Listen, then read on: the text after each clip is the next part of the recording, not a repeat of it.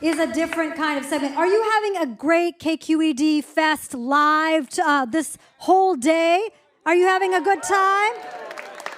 Are you learning things? What are you learning? Wow, we have failed. We have failed you. You have learned nothing. Have you eaten at any food trucks? Yes. What's it? The chair. We have a plug for the chairman. Do you know what that is? They have bows. Yeah, very good. So far you have eaten food. Has anyone done anything else besides that today? Walking. Great. Eating and walking, you are all human beings as opposed to what you're going to see later on today. Very good. I have a few questions for you. How many people are here because you just wanted to stay seated after Frontline? Anyone?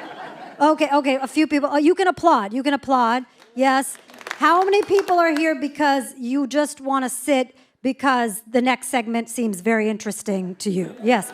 Okay, good. Okay. We have a mixed bag of people here. Like the voice of God said, I'm Dhaya Lakshminarayanan, and I'm your host today.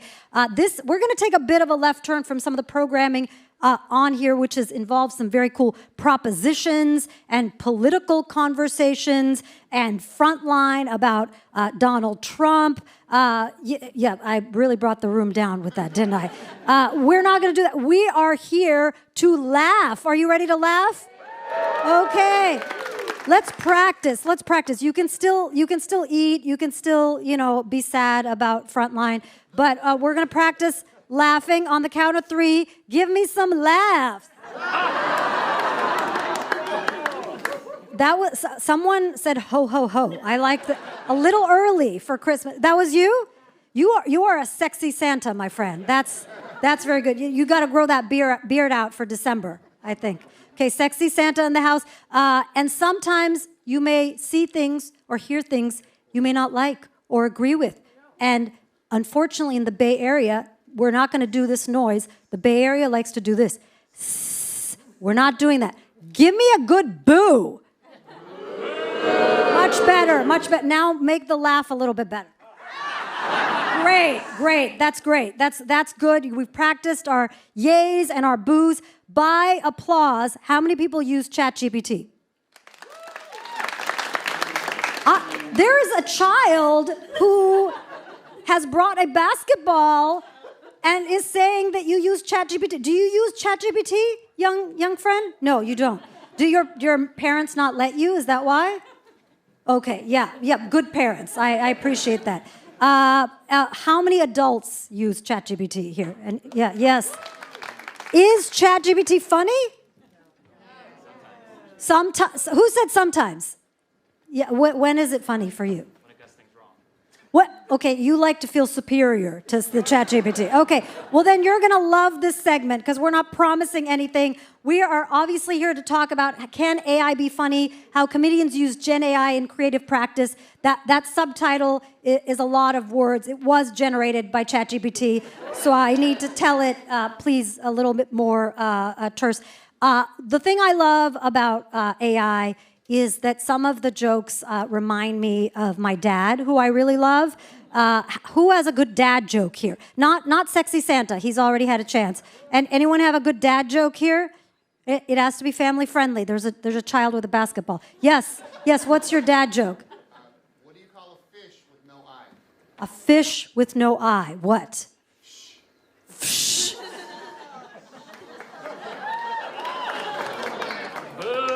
Okay, good. You are warmed up now. Yes. You had what I would call like a pity laugh, and then some very nice person started to applaud. And then you got a loud boo. So I think that qualifies for dad joke material, I think. Yeah? You're good. What, do you feel happy with the reaction you got? That's great. I got a little bit of everything. A little bit, like potpourri. Yes, yeah, exactly. I do have to ask, did this beautiful child bring the basketball because just in case we weren't entertaining enough? Always bringing the basketball. Everywhere. Okay. In case the thing on stage is not effective. Who else brings their own entertainment in case live events are not? What do you bring? Your phone. Do you bring ChatGPT? Yeah. Okay. That was. I like you. You're like kind of shy about it, but be brave. All right. I have an expert here to help me learn about ChatGPT, learn about the new features, learn about how we can use AI to try to be funny. I know you're skeptical. It's okay. If something bad happens, you can boo me. If something good happens, yes. Okay. Now you're okay. Are you ready to meet our expert? A little bit better. Yeah. Okay, good. Now you're a good audience. Much better than the Frontline documentary audience.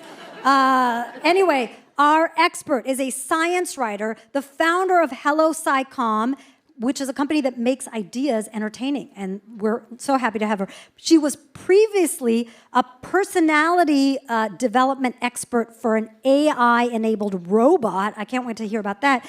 And was the lead writer for StarTalk with Neil deGrasse Tyson. Yes, we can make an ooh sound for that. Ooh, yes. Please welcome to the stage Sarah Rose Siskind, everyone. Come on out, Sarah. Yes, come on out. Thank you, Dhaya. Keep it going for Sarah. Yes. Thank you. Yes. Thanks for having me. Yes. Sarah, welcome to the stage.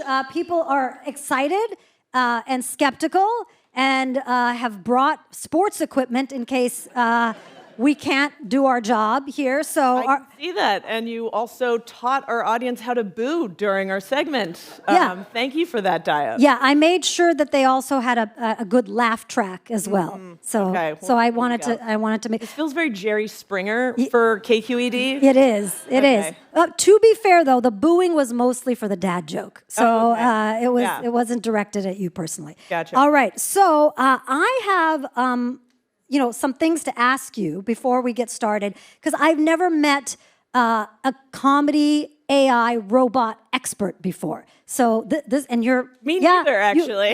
I think I might be the only one. You might be. Someone tried to applaud. Was it the sympathy applause person? No. Please applaud. Yeah. You know please. the sound of one applause? Please. Yes. An applause. Applaud. An applause. Applaud. That was like. Psh. So I need to ask you about this personality development for a robot. What is that? Don't you wish some humans had that? I live in the Bay Area. I wish all humans here had that. So I led the personality development for a AI-powered robot named Sophia the robot. If you imagine humanoid robot, she's kind of like the first thing that pops up. She has she's like a pretty woman with the back of her head is open with wires. She kind of looks like the girl from Ex Machina. And so I'd previously written for Neil deGrasse Tyson's show StarTalk on National Geographic. Hey. Got some whoops for Neil. Yeah.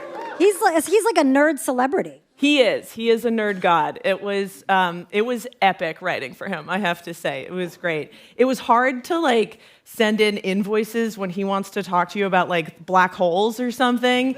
The work environment was very interesting. But anyway. Are you saying he didn't pay you? Is that it? Just went into a black hole somewhere?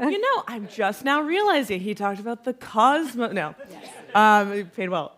So after StarTalk, we had one of our last performances, we had interviewed this AI-powered robot named Sophia, and I went up to the CEO and I was like, I'm obsessed with robots. I think they're hilarious. I have a spreadsheet of robot jokes.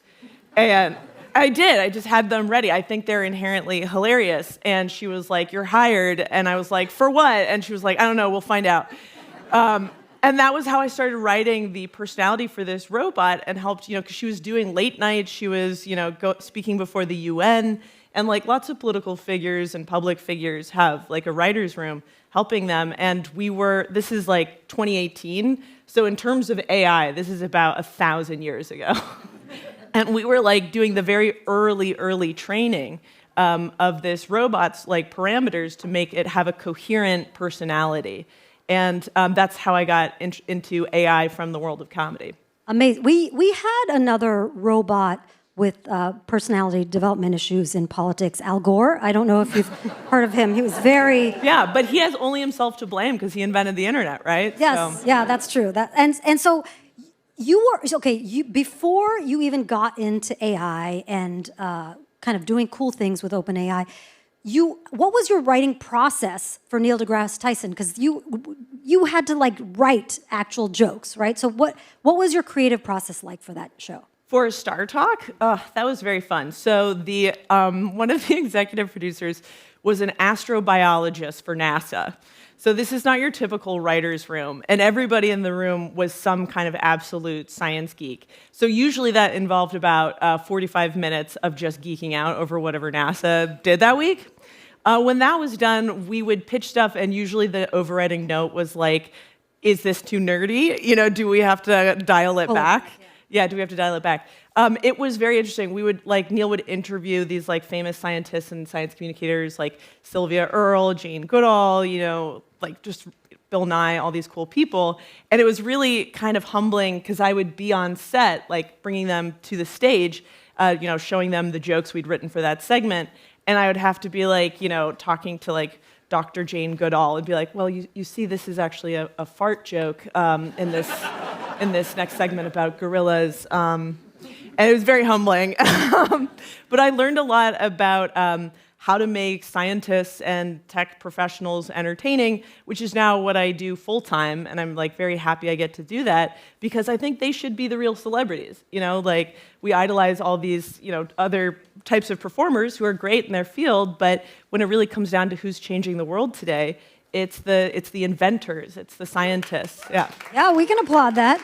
Yeah, thank you. That was a real applause, not just the sympathy applaud. Yeah, that people are excited about that. And so how did you get involved with OpenAI? What did they just call you and say, we want some of those primate fart jokes? Like, how did you get involved with them?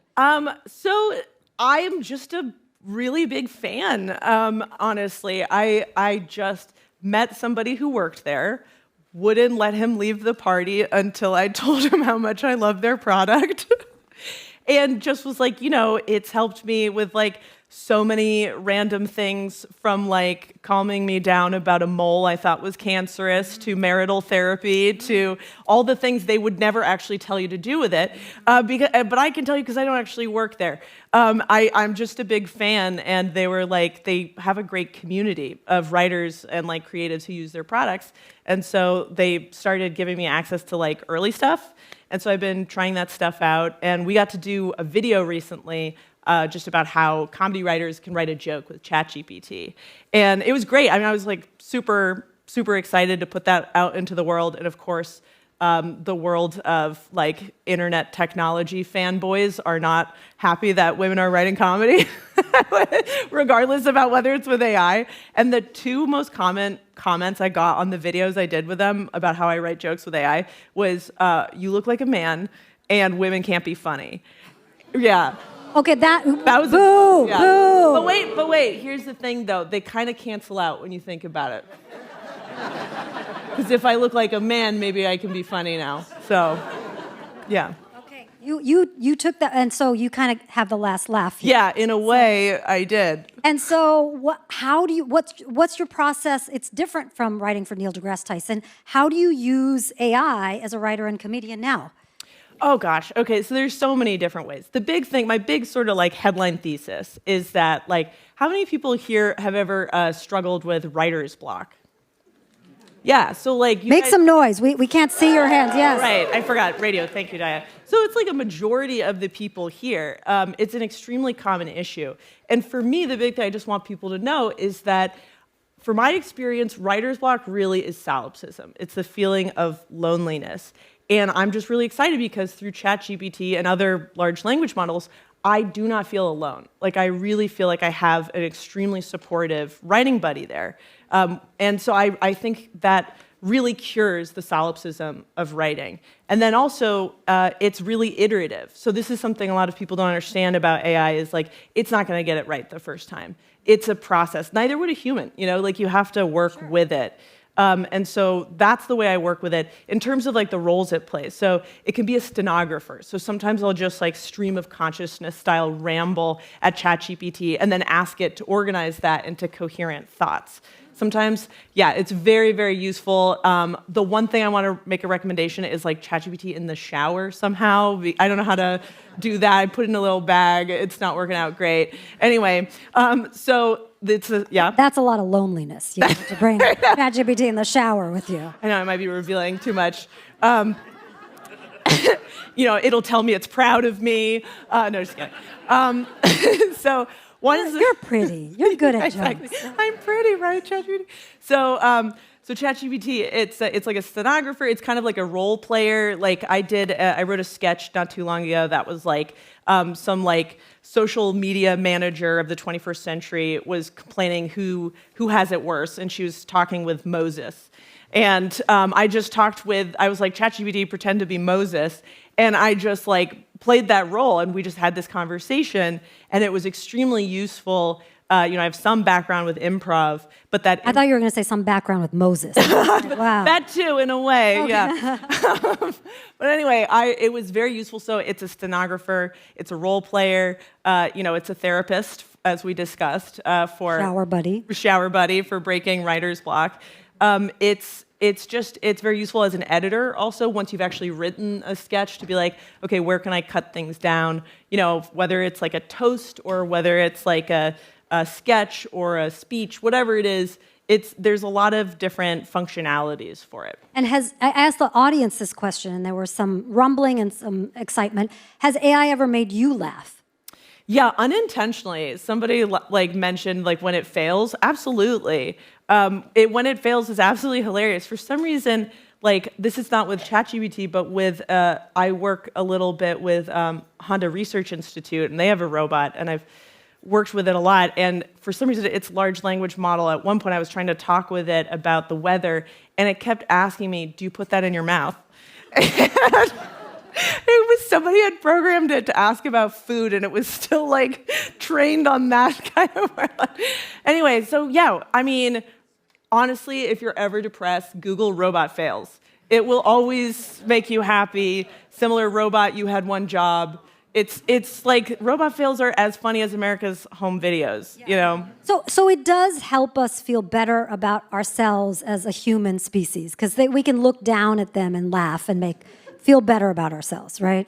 Yeah, so there's that's the superiority theory of humor, which is certainly a way of laughing. As Mel Brooks said, I think it's tragedy is when I get a paper cut, and comedy is when you fall into an open sewer grate and die. That's the superiority theory of comedy. But there's also moments in fiction, for example, where we're not always laughing at the robots for failing. If you ever watch Silicon Valley, Fiona, who's a robot in that, she's kind of funny in kind of a somewhat sinister way. Marvin the depressed android in Hitchhiker's Guide to the Galaxy, also kind of funny in a foible-y way. They can be funny because they're just like us. Sometimes you'll see a robot and it looks like it's almost rolling its eyes, and you just are like, oh, it's like us, like a chimp or something. So there's different ways to laugh at AI, and my my approach is from robotics, so I'm a little biased there. But there's different ways to laugh at it. I think it's like us. Sometimes it's better than us, and it shines a light on our own foibles. So there's different ways you can laugh at it. Okay, great. So I want to see you do your magic. I am excited that you have been doing this for a while. You cornered someone at a party and bullied them to, getting you into the fold. I want to see what all this has resulted in. Oh boy, no, lower your expectations, everybody. I was asked to do this segment about just how I use ChatGPT when writing a joke. And so I'll pull up ChatGPT, and hopefully you guys can see this in just a second, and I'll engage they have this new thing advanced voice mode. Advanced voice mode, okay. When did that come out? Oh my gosh, I think it was just not that long ago, a couple months ago. Does anyone have that? Have you played with it? By a round of applause? Oh, some people have played with advanced voice mode. Okay. Yeah, it's it's pretty. I gotta reshare my screen. It's pretty advanced. I've been working, like I said, in this field since 2018, and it's got features that just were absolutely mind-boggling just a little while ago. So I won't show this too much, but you can interrupt it now. This is mind-blowingly advanced in the world of robotics and speech to text. It used to be anything from Alexa to Siri. When the speaker is on, the microphone is off. which everybody knows a human being who's like that. You know, there is, once they start, there is no stopping that train. And it was kind of annoying, you know, but now you can interrupt it, which is like just so awesome. For a change, we get to interrupt men, right? Yeah, exactly. No more robot-splaining. Anyway, okay, so here's like a bad demo of how people use AI to be funny. Warming up. Hey, ChatGPT, are you there?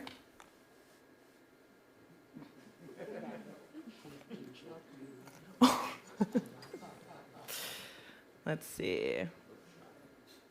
I think it's Just like... let me know if anything comes to mind. There we go. Stage fright. Hey, ChatGPT, could you write a joke about public radio? Sure, how about this? Why did the public radio host to reach the high note in the funding goals? Did it just censor itself? Was it like, I know my audience, I better not go there? So I hate to say this, ChatGPT, but you kind of bombed just now. You're on stage at KQED Fest, and I think you got you got some pity laughs. Sorry about that. Yikes, tough crowd. Let's try again. How about this? Public radio is like a slow cooker. You put in a bunch of ingredients, let it simmer for hours, and hope the pledge drive doesn't boil over before dinner. One might land better. Okay. Oh, that one was worse. Was that worse than our friend's dad joke over there? Oh, yeah. Okay, wow. 1000%. So human winning so far. Yeah, that was absolutely terrible. By the way, just as a heads up, like as you can see in the left-hand corner, I've muted it now. It's because like the interruption feature is really cool, but it's not useful for right now when I'm trying to explain what it's doing while I'm talking to you. But when you use it on your own, you can interrupt it. It's really cool. But anyway, so the point of this was just to say, like, this is how most people use AI. They ask it to do something once, it fails, and they're like, ugh, terrible, throw it across the room. But the truth is, you would never do that with, like, a human being, you know, with, like, an intern or somebody just learning to talk. Well, interns are learning to talk. Yeah. Like, what young know. interns do? How about this kid with the basketball? Is he your intern? That's very, very cute. Oh my God, so sweet. Anyway, so yeah, that's like not how you not a very useful way to use AI. So one of the first reasons is because you're setting it up to fail. Like when people ask me like, what's a funny knock-knock joke? There's no funny knock-knock joke. I'm sorry. I'm a comedian, I can't do that. Jokes when they're completely out of context, you know, like they're really hard to, like how many times do people ask you like, hey, Dhaya, you're a comedian, be funny, you know? It's very hard. So number one, don't set it up to fail. So give it a context. And so for this, I figure like what a really good, useful application for this would be is like writing a parody. Because when you think about it, AI is pretty much a parody of human intelligence. So it should be pretty darn good at writing parodies. Because these are predictability algorithms. You know, they're really good at understanding what something is like. Which is why, in a way, humor is like a cool Turing test because it's, you know, getting these predictability algorithms to actually do something unpredictable in a way that's enjoyable. It's like very interesting if you like, I don't know, get high and think about it. Anyway, so with a parody, what we could do is ask it to like, you know, let's just see what it does if we ask it to do a quick like public radio parody. Hey, ChatGPT, could you do a parody of public radio, like a quick segment parody? Certainly. In a soothing, calming voice. Welcome to Serenity Sounds on NPR. Today, we'll explore the soothing world of artisanal beekeeping. Later, a deep dive into the history of the kazoo. And don't forget our pledge drive. For just $5 a month, you can help us continue bringing you the sound of one hand clapping. How's that for a parody? That's pretty good. That's good. That's the sound of two hands clapping. Give it a round of applause. It did good. It did good. So this is what we call prompt engineering or prompt design. Like partly you just, you know, you gotta put a little thought into it. So it already did a pretty good job. I've done this a couple times where it, you know, it gave me different outputs. But you know, we can do better. Like it's iterative. And it's really good in parodies because it's useful at research. Like oftentimes when you're writing a joke, like SNL has like a writer's room with like writer's assistants, and they're doing oftentimes a lot of research when they're doing a parody of like what is the thing you're parodying like, you know? So it can be your research assistant. Now, I just wanted to do a quick little demo because large language models are basically just the average of a lot of people's wisdoms, the collected, wisdom, the things we wrote down. It is like the collective understanding of like petabytes of text files. And that's a little bit like what we have in this room, which is like, 150, 200 people's intelligences. So you guys right now, as a collective intelligence, are a little bit like a large language model. So I'm going to use you guys and compare you to ChatGPT. Help me write this sketch. Would you guys please shout out what are some cliches or hallmarks of public radio in the Bay Area? Feel free to just shout it out. Tote bag. Tote bag. Love it. That's a classic. Okay, we got tote bag. Dreamy voices. Dreamy Dreamy voices. voice. Oh, hang around afterwards. You'll meet some smoke shows. What'd you say? What'd you say? Political issues, tote bag, dreamy voices. Retirees. This is a pretty young, hot audience.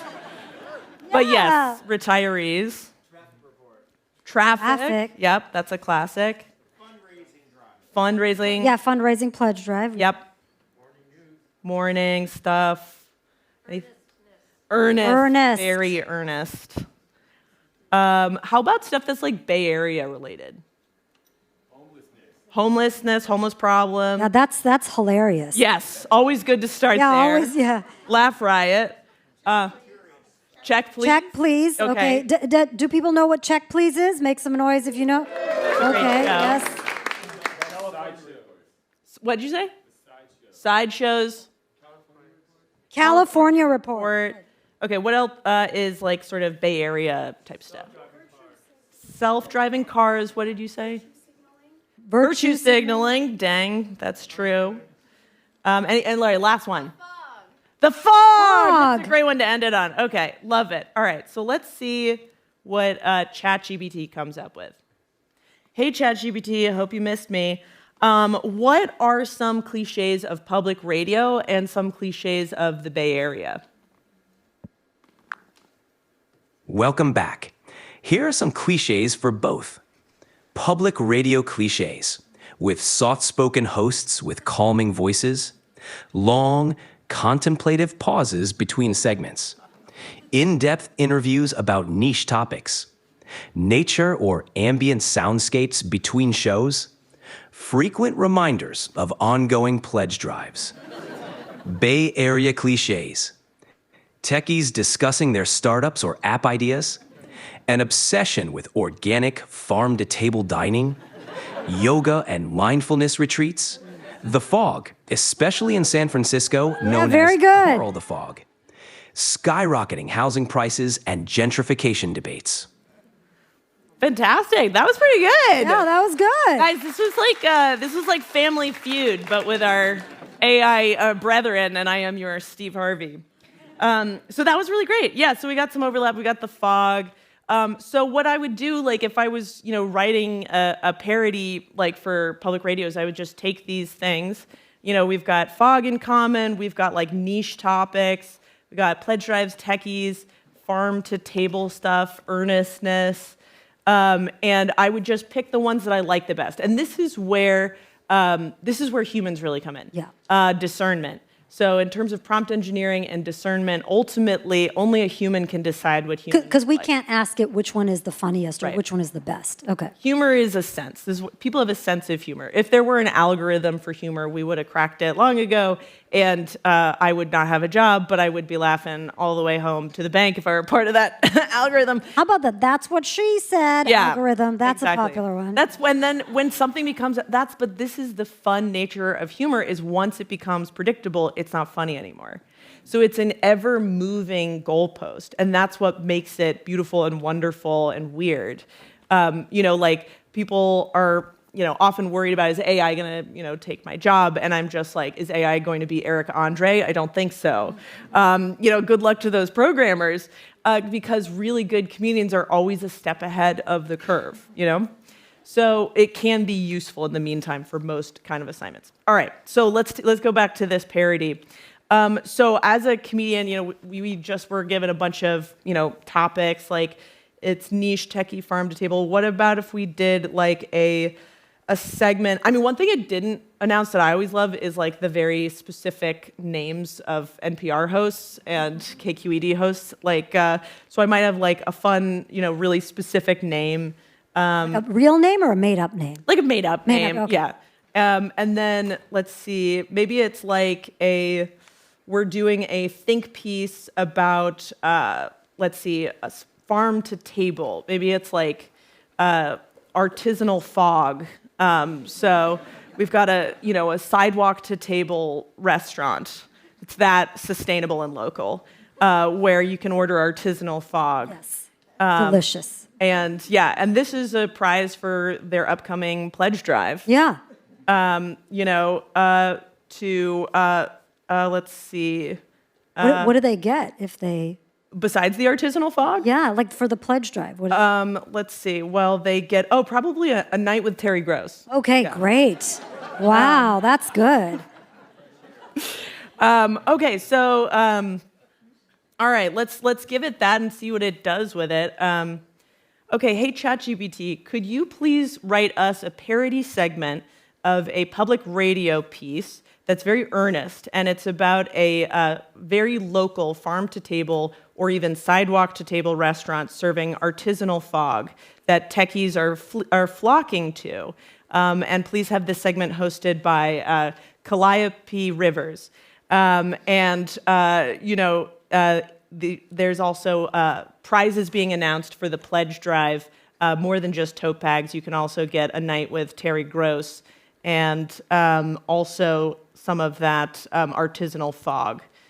Go ahead. In a tranquil, soothing voice, welcome to Culinary Crossroads. I'm Calliope Rivers. Today, we explore a groundbreaking gastronomic experience in the heart of San Francisco. It's called Nebula Nosh, a sidewalk-to-table restaurant, harvested artisanal fog, harvested sustainably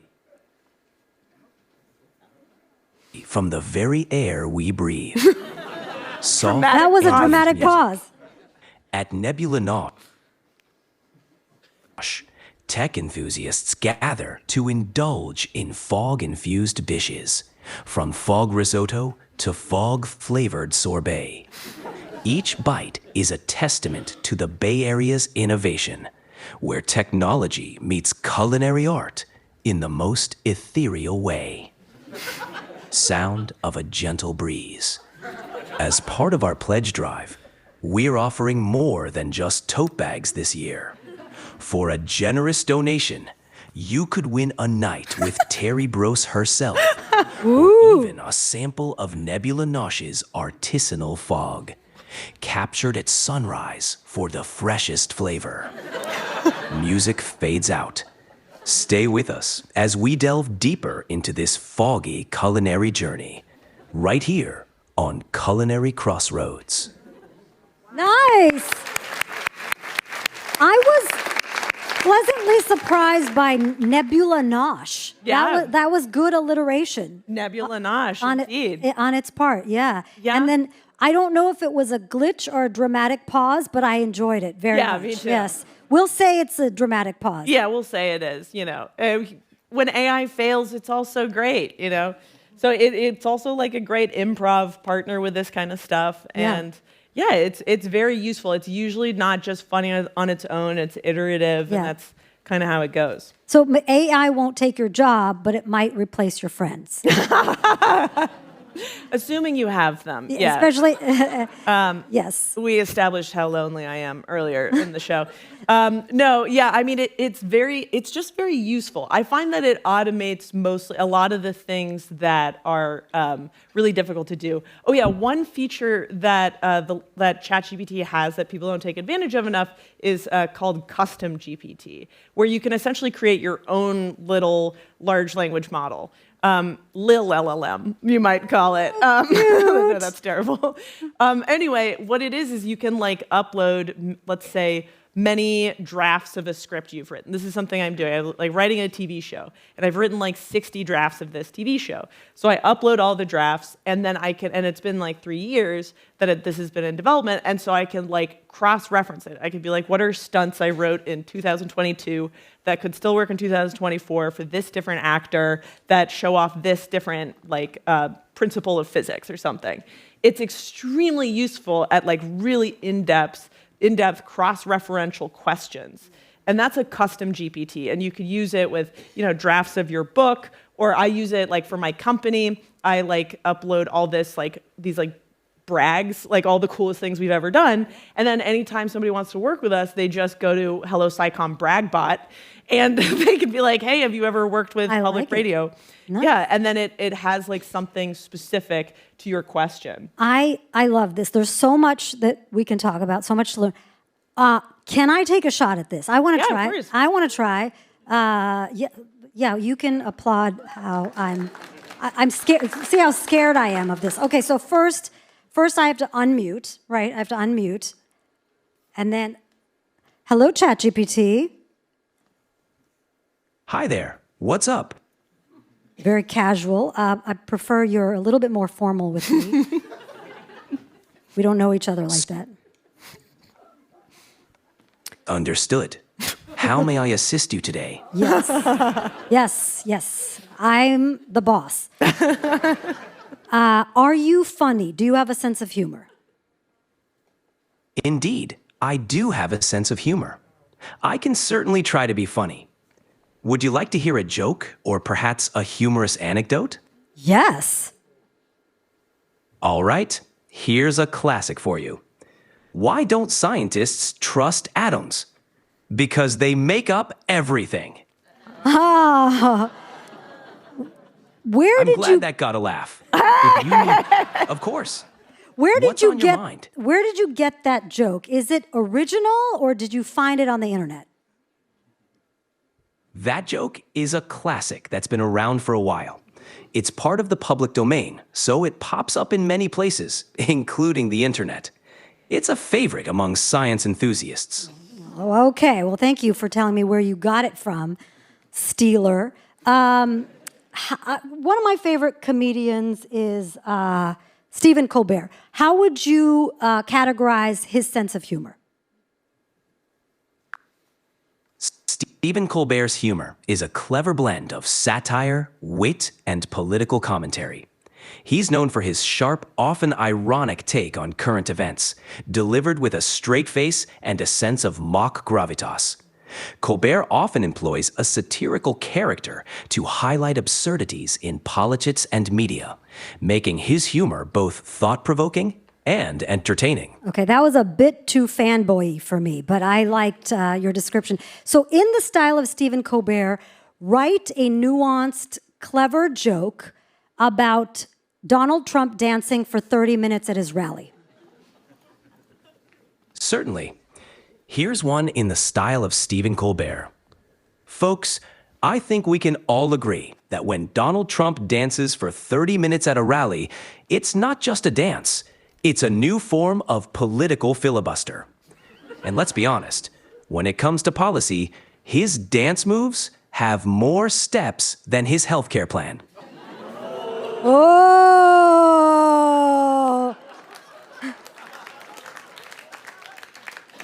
Nice work. I like that you're a little mean. I'm glad you enjoyed it. A little playful edge can add some spice to the humor. Are you edging me now? Not at all. I'm just here to keep the conversation lively and engaging. Okay, I if like there's anything else you'd like. Yeah, I like that Great you're... to hear. Anything else? Did you just cut me off? Not intentionally. Okay. Sometimes I might pause to let you jump in. What were you going to say? I was going to ask you, so I have another favorite comedian, Samantha Bee. What would you say her style is in less than 12 words? Samantha Bee's style. Bold, fierce, satirical, feminist, unapologetic, topical, humorous dissection of politics and culture. Yeah. Okay. So it knows. So I love Samantha Bee. I love Stephen Colbert. So the reason I asked, because I think it knows who these people are. I'm a comedian. I'm not as funny as Stephen or Samantha. They're very funny. They also have writers. But one of the jokes that I came up with, because I was watching the news and you just were here for all the segments that are going on, is I shouldn't even have to say this, but I'm going to. I don't want some old, crusty, conservative congressman deciding what I should do with my body. Okay, thank you. I want Chris Hemsworth to tell me. Yeah. I mean, I am okay with letting a man boss me around. It just can't be Mitch McConnell. Okay, that's disgusting. So let me see if ChatGPT can help me write a joke like that. In the style of Samantha Bee, can you please write a nuanced joke that will make her audiences laugh about why guys should tell a woman what she should do with her bodily autonomy? Absolutely. Here it is. Ladies, let's give a round of applause to the men courageously stepping up to tell us what to do with our bodily autonomy. Because if there's one thing history has taught us, it's that men always know what's best for women, right? I mean, who needs personal freedom when you can have a man explain your own body to you?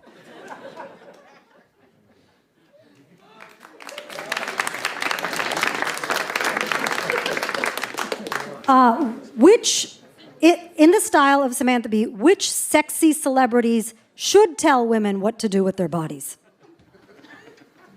In Samantha Bee's satirical style, you know who should really be advising women on their bodies?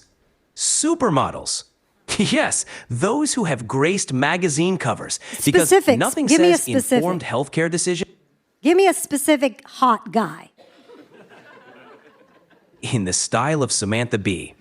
All right, if we're taking advice on women's bodies from sexy celebrities, let's go straight to the top.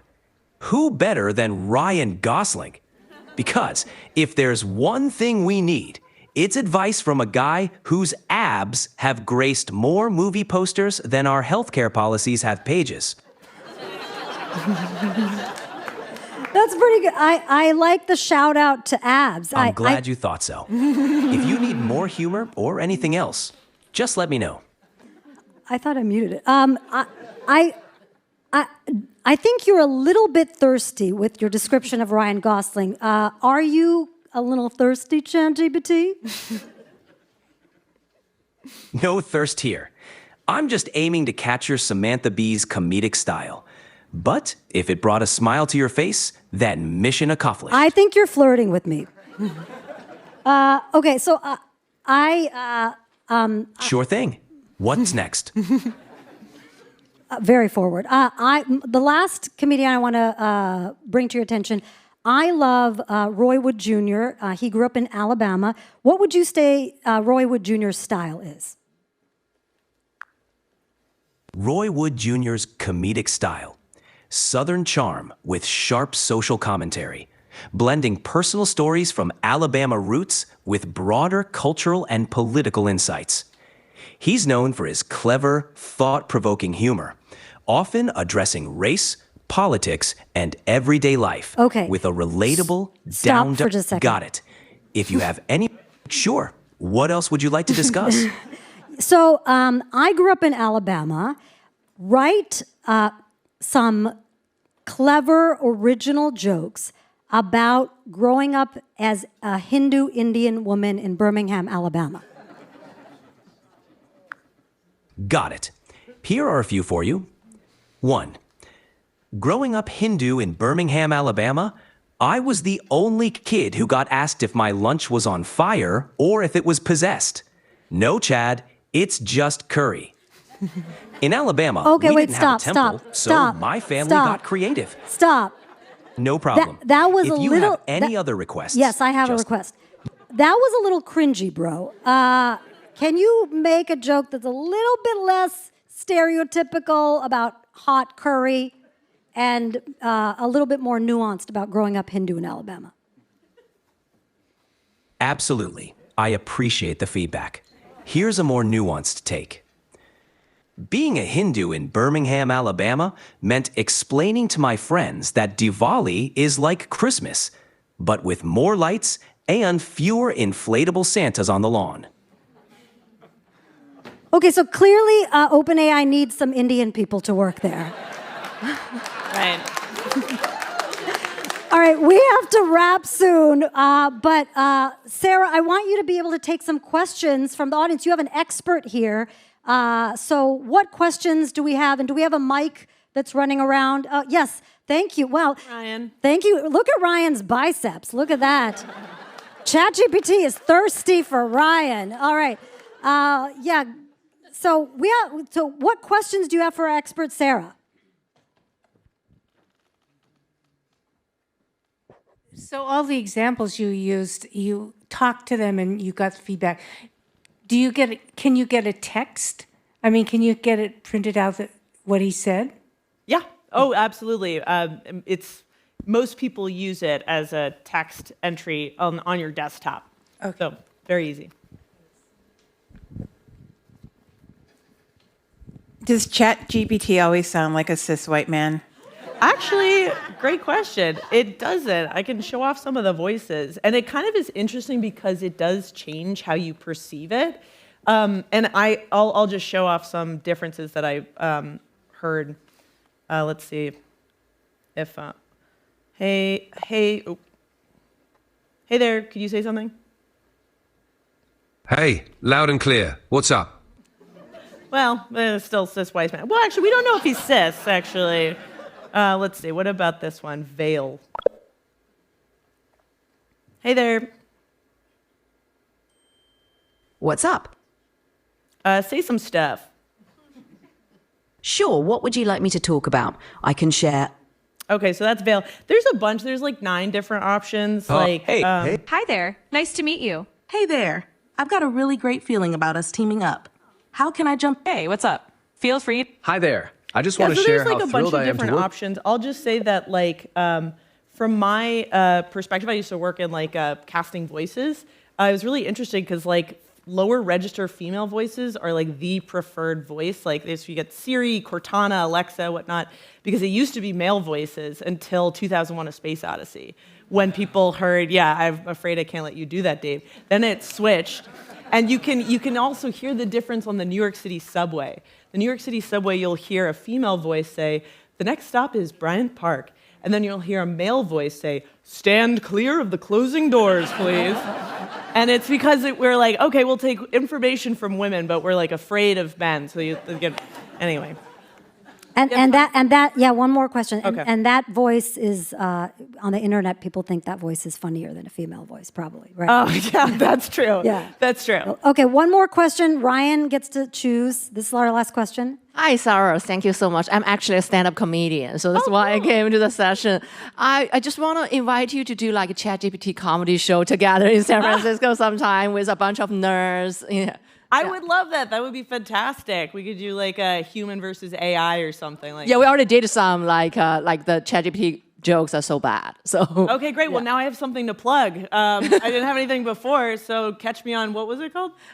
It's called Laugh GPT. Laugh GPT. I like how you just categorize this whole city as full of nerds. I like that. That's accurate. Come to our city. We're full of nerds. We need girls. I like that space. All right, we have to wrap up, but Sarah, you have some interesting things that we want to plug. Do we have a slide? Where can we find Sarah? Where can we connect with you? What's going on for you? How do people get involved with your cool company? Other than Laugh GPT coming up, I guess. Yeah, just follow me on the socials. But even more than that, my company, Hello SciComm, if you have any needs to be more funny, let us know. We're like comedy consultants. We help tech and science people be more entertaining. And thank you for coming all the way out You guys here. for having Thank me. you so much. And I am Dhaya Lakshminarayanan. I've got a plug up here too. You can come see me at the Herbst Theater. I'm also bringing back my competitive matchmaking show called Dating with Dhaya, which will come back here at the Commons in December. Has anyone seen it or been a part of Dating with Dhaya? Okay, some lonely people here. Please bring your lonely friends. Come see Dating with Dhaya. And also buy my comedy album. It is generated by humans. Thank you so much, everyone. A round of applause for Sarah. Thank you so much. Yes. Thank you, audience. Enjoy the rest of KQED.